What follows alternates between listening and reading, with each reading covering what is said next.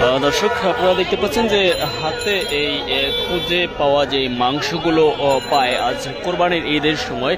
এই কোরবানির ঈদে খুঁজে পাওয়া বা আল্লাহর হস্তে দান করা যে মাংসগুলো এসে থাকে, সেই মাংসগুলো কিন্তু আমরা দেখতে পাচ্ছি যে এখানে কিন্তু বিক্রি করা হয় এবং এভাবে কিন্তু রাজধানীর কেনা হয়। এই রাজধানীর আজিমপুর কবরস্থানের সামনে কিন্তু এভাবে খুঁজে পাওয়া যেই মাংসগুলো পায়, যারা ছোট শিশু থেকে শুরু করে যারা গরিব রয়েছে, যাদেরকে আল্লাহর হস্তে দেয়া হয় এই মাংসগুলো, তারা কিন্তু এখানে এনে কিন্তু বিক্রি করে এবং সেই মাংসগুলো কিন্তু স্বাচ্ছন্দ্যভাবে কিন্তু কিনছে মধ্যবিত্ত থেকে শুরু করে যারা কুরবানি দিতে পারছে না, তারা কিন্তু এই মাংসগুলো কিনে নিচ্ছে। অর্থাৎ এই কত এগুলো? 1100। কয় কেজি হবে?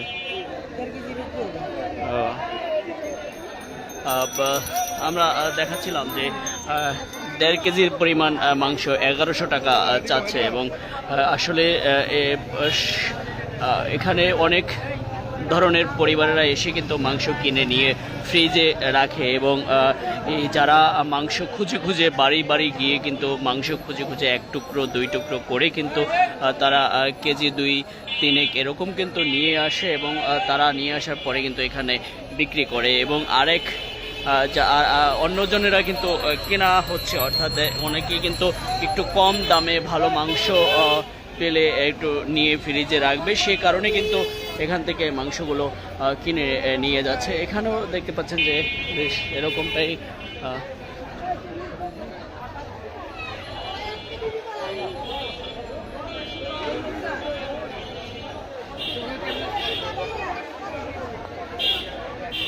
এটি রাজধানীর আজিমপুর এলাকা এবং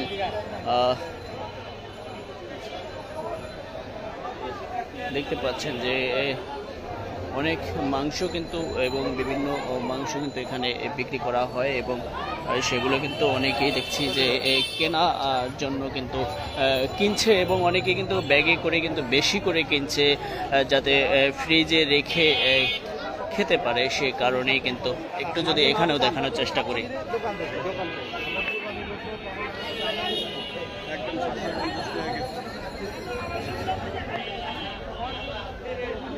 এখানে দেখছি যে একটি ব্যাগের করে কিন্তু 750 টাকা ধরে কেজি বিক্রি করছে এবং সেগুলো এগুলা কি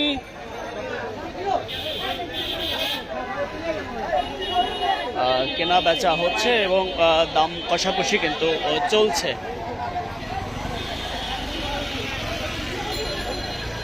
এগুলা কি কত?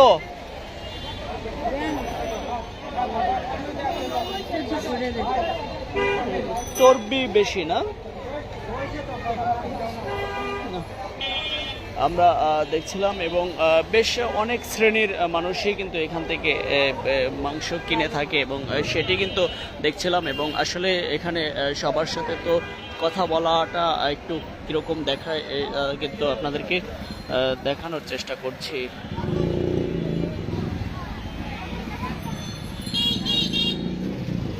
অর্থাৎ এই যারা মাংসগুলো বাড়ি বাড়ি থেকে রাজধানীর বিভিন্ন বাড়ি বাড়ি থেকে মাংসগুলো নিয়ে এসছে এবং অর্থাৎ তাদেরকে দান করা হয়েছে, আল্লাহর হস্তে দান করা হয়েছে সেই গরিব মিসকিন বা যেটাই বলি না কেন, তারা কিন্তু 1 টুকরো মাংসের জন্য বেশ অনেকক্ষণ ধরে দাঁড়িয়ে থাকতে হয়। একটা গরুকে জবাই করা পর্যন্ত এবং কোটা পর্যন্ত সব শেষ, সবার ভাগযোগ শেষ হয়ে যায়, তারপরে কিন্তু তাদেরকে 1 টুকরো 2 টুকরো করে দেওয়া হয় এবং প্রত্যেকটি বাড়ি বাড়ি তারা গিয়ে একটার পরে আরেকটা বাড়িতে যায়, তারপরেই কিন্তু 1 টুকরো 2 টুকরো করে পায় এবং তারপরে হচ্ছে যে এই সন্ধ্যার পর থেকে কিন্তু তারা এখানে এনে তারা এই মাংসগুলো বিক্রি করছে এবং অনেক মাংসের মধ্যে কিন্তু উৎকৃষ্ট রয়েছে, যেমন যেগুলো ফেলে দেওয়া হয় সেগুলো কিন্তু রয়েছে এবং সেরকম কিন্তু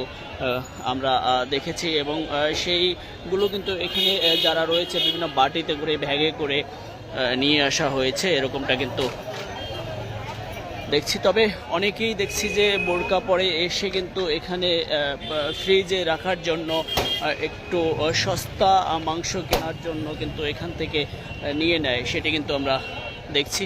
এবং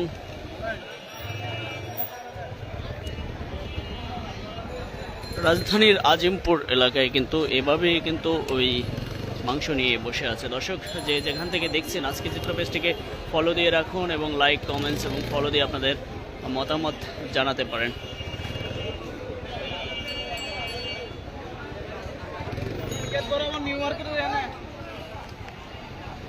এবং দেখানোর চেষ্টা করছি যে কিভাবে বিক্রি হচ্ছে।